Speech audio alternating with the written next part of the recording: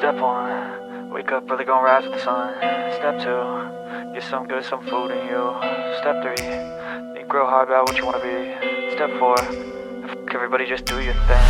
Wake up, today's gonna be a good day.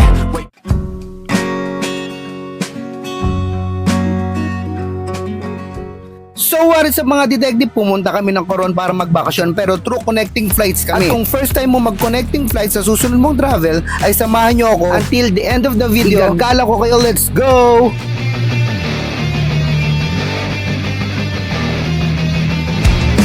Ang usual plane ride from Manila to Busuanga ay 1 hour and 15 minutes. Pero if you book a connecting flight ay mas mahaba ito. At sa video na ito ay ipapakita ko ito sa inyo. At bukod dyan ay tuturuan ko kayong mag-commute papuntang airport nang hindi nagtataxi o naggagrab. Nakita nyo naman nag-MRT ako at hindi lalagpas ang gastos ng pamasahe mo dito ng 30 pesos. Tapos bumaba ako ng top station, nag-exit sa northbound sa may McDo at sumakay ng jeep papuntang Nichols. 13 pesos lang ang pamasahe. Ngayon ay nandito na ako sa airport at hindi naman din ganun katagal ang biyahe. Nagtagal lang yung jeep kasi nagpuno pa to ng pasahero dun sa McDo. Manila to Cebu to Coron nga pala yung connecting flight namin at 11:10 AM ang boarding namin sa eroplanong papuntang Cebu. Tips for first time flyers ay lagi magdala ng valid ID and at least 2 hours before the flight mo ay nasa airport at nag-check-in ka na. Montage.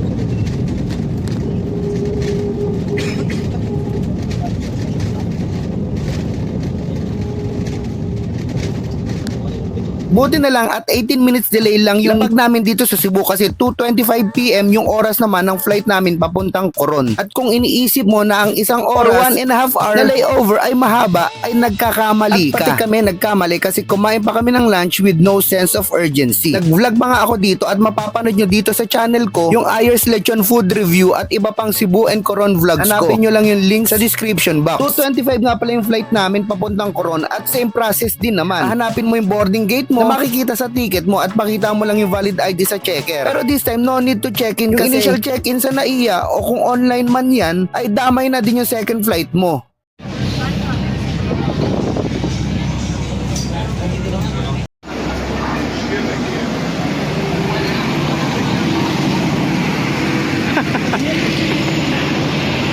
Good job! Pwede bang uwi ito, kuya?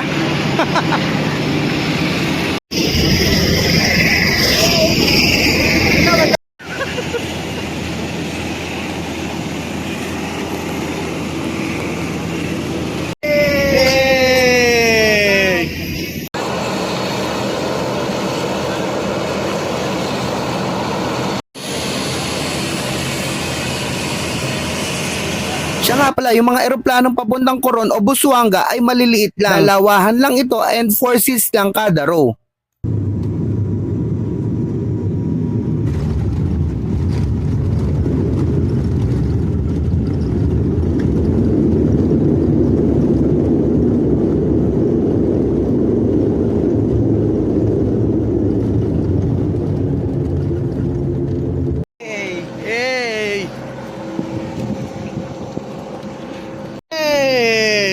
Coron!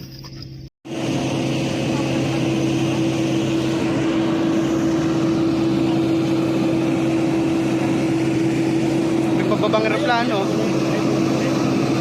Sana sila na to. Sana sila na.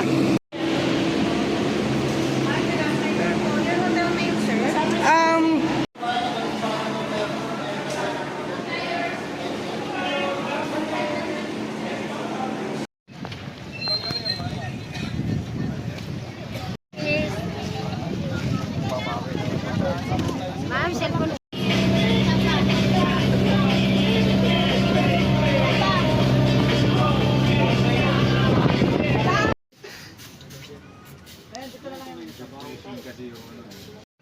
Yan ang maambot kanina. Yan.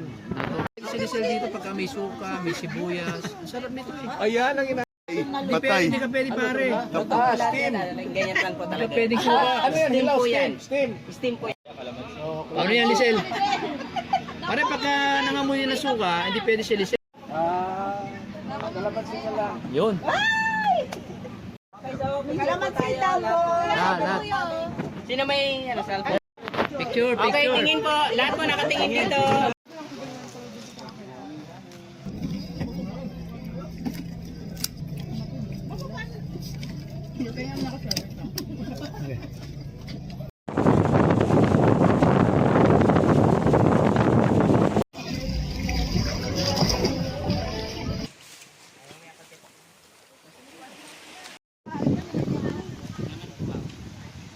Dapat hindi ka muna dyan ng kanin. Saan? Meron niyang word.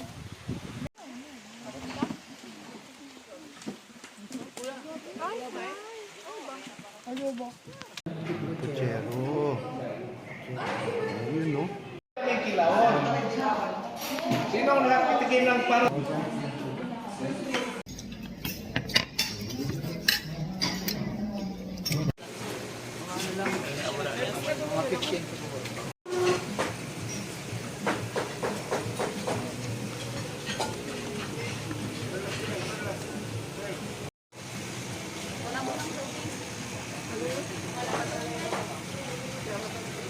Po, sir. So magkano siya? 2.10.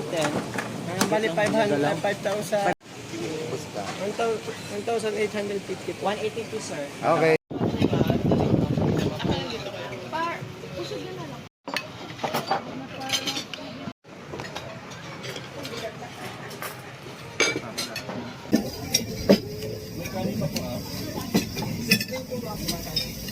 Size piece na po.